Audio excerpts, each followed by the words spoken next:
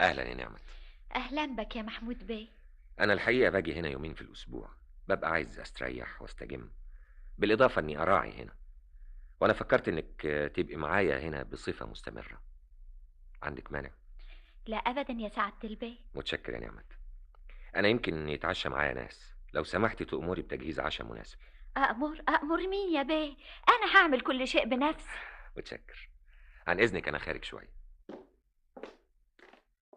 يا ترى يا خالتي انت فين دلوقتي وبتعملي ايه؟ انا حاسه انها مظلومه. طبعا يا ابني مظلومه، هو في احسن منها في الدنيا؟ تفتكروا يا عيال مش هنشوفها تاني؟ ما تقولش كده يا واد يا طنطاوي، فلا الله ولا فالك، ضروري هنوحشها وتجيلنا. امتى بس هنشوفك يا نعمة؟ ايه يا واد انت وهي؟ ايه في ايه بتقولوا ايه منك له ليها؟ انا مش قلت لكم محدش يجيب سيرتها ابدا؟ ليه بقى ما نجيبش سيرتها؟ انا قلت كلمه وهي كلمه. بقى من يوم ما مشيت لا عارفين ناكل ولا عارفين نشرب ولا حد بيسأل على سلامتنا حتى، ومش عايزانا نجيب سيرتها كمان. اخرس يا واد انت وهو وهي، اخرسوا بقول لكم. ايه بقى اخرس يا يا نعمت يا نعمت يا نعمت، البيه وصل من مصر يا نعمت. يا اهلا وسهلا يا اهلا وسهلا. مساء الخير.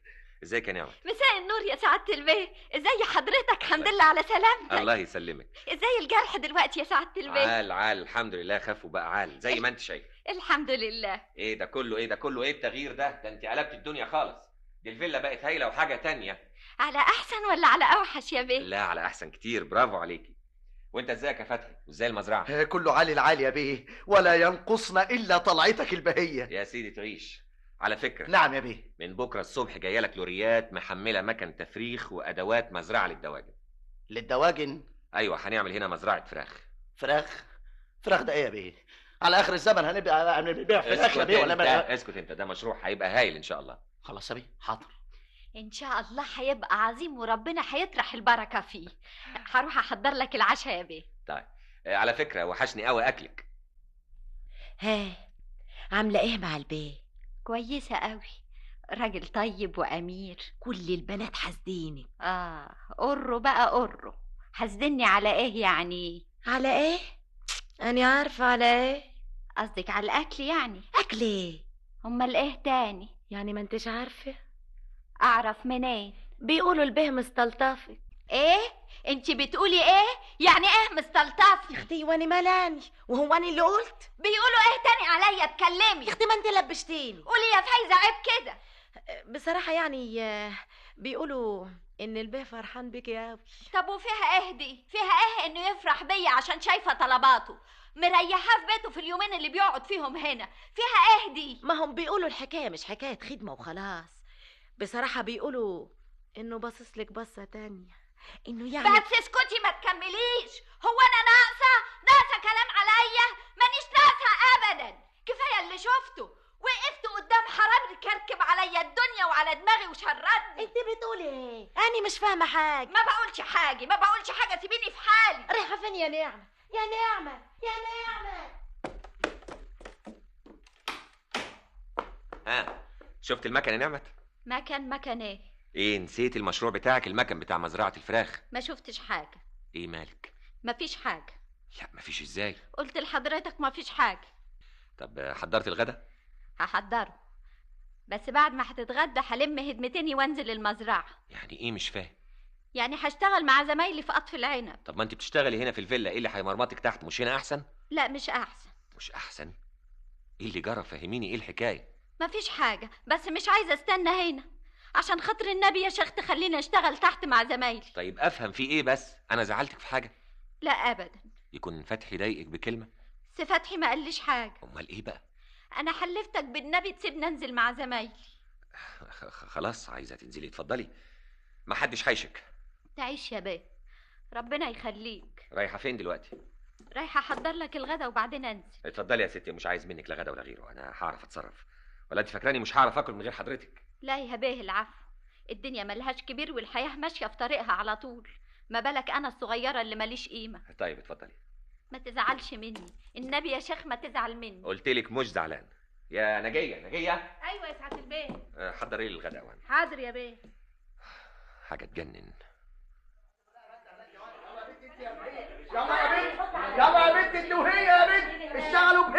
والله ما انت وش نعمة. ليه بقى يا اختي؟ بقى تسيب الفيلا والراحة والاكل الطاري وخدمة البيت وتيجي هنا في التعب والشقة ده؟ المهم راحة البال يا فايزة، انا بالي مرتاح كده. مال انا ومال الدوشة واللي قالت واللي عادت، انا عايزة اعيش جنب الحيطة. يلا يا اختي يا فالحه اللي بتتحددي هناك، اشتغلي. يا باي فتحي باصصلك يا نعمة. ما انا عارفة انه هيقرش ملحتي. انت يا اختي اللي بتتكلمي. ما انا شغالة اهو يا سي فتحي. انا ما احبش حد يرد عليا، مفهوم؟ مفهوم يا سي فتحي. وما تقوليش مفهوم كمان، وما تفتحيش بقك خالص. يعني ما ردتيش حمار انا بهاتي؟ مش انت اللي قلت لي ما تفتحيش بقك؟ طب اشتغلي يا اختي، اشتغلي اشتغلي وبلاش لماضه. يلا يا بنتي انت وهي شاهدوا، يلا اشتغلي يا بنتي بالاثنين، يلا يلا يا بنتي.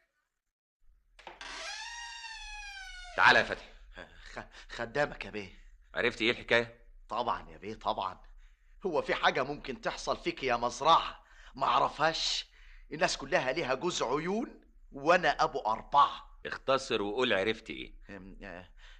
عفيني يا بيه. يعني ايه عفيك؟ اصلي بصراحه مش هقدر اقول. مش هتقدر تقول ليه؟ اصله كلام ما يتقالش. قول فيه ايه؟ بيقولوا لحضرتك يعني قال يعني مستملحها وقال ايه يعني. خلاص اخرس. ما انا قلت لحضرتك بلاش اقول. مين اللي بيقول الكلام الفارغ ده؟ وبنات في قلب بعض يا سعاده البيه، وزي ما تقول حضرتك كده بيغيروا من بعض. يمكن تكون ناجية مثلا هي اللي بتطلع الكلام ده يعني عشان اتركنت على جنب. انما وشرف النبي يا سعاده البيه، انا عارف ان نعمة دي ملاك نازل من السما، وانت برضه ملاك يا بيه. طب خلاص اسكت. حاضر يا بيه هسكت. تعالى يا نعمة. نعم يا بيه. قالوا ان حضرتك عايزني. اقعدي. العافية. اقعدي. حاضر. برضه مش عايزه تقولي لي انت سبت الفيلا ونزلتي تشتغلي مع البنات ليه؟ مفيش حاجة يا بيه. عارفه اني سبت شغلي في مصر الاسبوع ده واستنيت مخصوص عشان اعرف منك السبب ايه؟ للدرجة دي شغلاك الحكاية يا بيه؟ الخدامين كتير يا سعادة البيه. اولا انا ما احبش اسمع منك الكلمه دي. ثانيا رغم بساطه الحكايه جدا انا ما احبش افوت حاجه ابدا. بحب اعرف كل كبيره وصغيره. اتفضلي قولي لي سبتي هنا ليه؟ اعفني يا بيه، اعفني وريحني، الله يريح قلبك.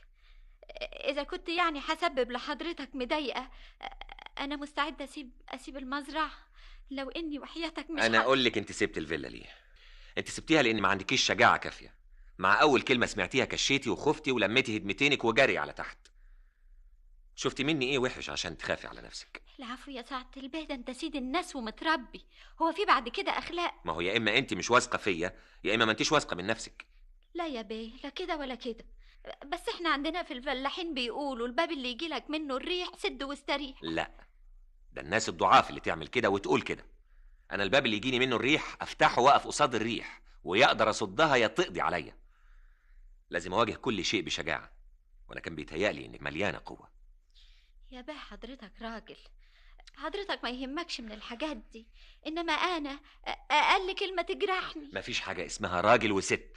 ازاي يا بيه؟ هو كده، واللي كان لازم يخاف على نفسه واسمه هو انا، لان انت يعني هتكوني ايه؟ الله يسامحك. انا متاسف، انا ما اقصدش، انما انا عايز اشرح لك ان عارفه اني ولا حاجه، عارفه اني ماليش كنيه ولا قيمه، كل اللي املكه اني احافظ على كرامتي. تحافظي على كرامتك انك ما تعمليش الغلط، مش تخافي من كلام الناس. عارفه البنات بيقولوا ايه دلوقتي؟